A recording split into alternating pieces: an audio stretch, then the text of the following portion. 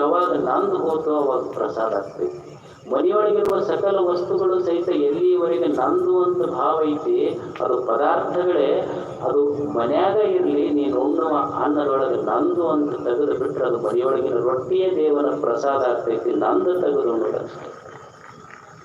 ಇಲ್ಲಿ ಹೇಳೋದು ಸೃಷ್ಟಿ ಬದಲಾಗಬೇಕಾಗಿಲ್ಲ, ಸೃಷ್ಟಿ ಬದಲಾಗುವುದು ಇಲ್ಲ. ಬದಲಾಗಬೇಕಾಗಿದ್ದು ಸೃಷ್ಟಿ ಅಲ್ಲ, ಸೃಷ್ಟಿಯನ್ನು ನೋಡುವ ನಮ್ಮ ದೃಷ್ಟಿ ಬದಲಾಗಬೇಕಷ್ಟೆ. ಇದು ಅಷ್ಟೇ. ಒಬ್ಬರು ಗುರುಗಳಿದ್ರು, ಬಹಳ ದೊಡ್ಡ ಯೋಗಿಗಳವರು.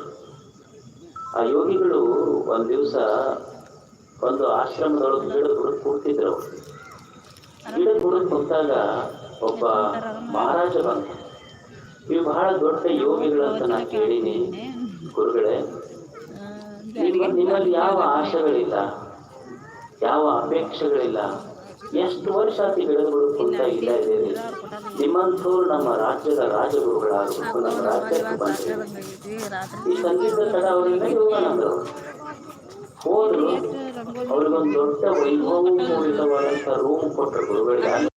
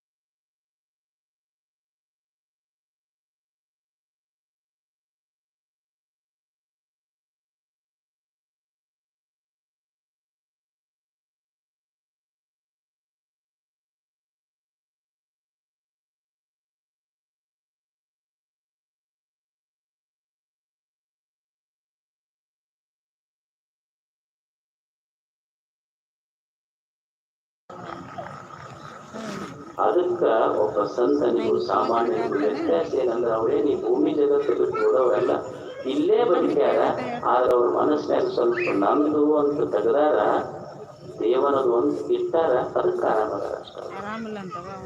ಒಂದ್ ಸ್ವಲ್ಪ ತಲೆ ಆಗಿತ್ತು ನಂದು ಅಂತ ತೆಗಿದ್. ಯಾಕೆ ಜಗಳ ಆಗ್ಯಾವ ಹೇಳ್ರಿ ಮನೆಯಾಗಿಲ್ಲ? ಜಗಳ, ಹೊಡೆದಾಟ ಎಲ್ಲ ಮನಿ ತುಂಬಾ ಮನಿ ರಣರಂಗ ಆಗಿತ್ತು, ಮನ್ಯಾಗ ಯುದ್ಧ ಆಗಿತ್ತು. ಎದಕ್ಕಾಗ್ಯಾವ ಅಂದ್ರೆ ಈ ನಂದು ಅಂತ.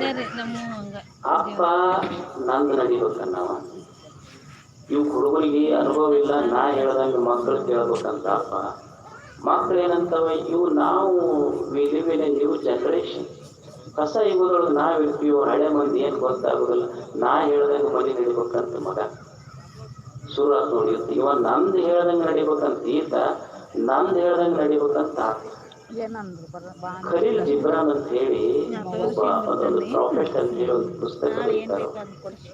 ಅದ್ರೊಳಗೆ ಬಹಳ ಒಂದು ಚಲೋ ಘಟನಾ ಬರೀತಾರ, ಒಂದು ವೆರಿ ಇಂಪ್ರೆಸಿವ್ ಲೈಫ್.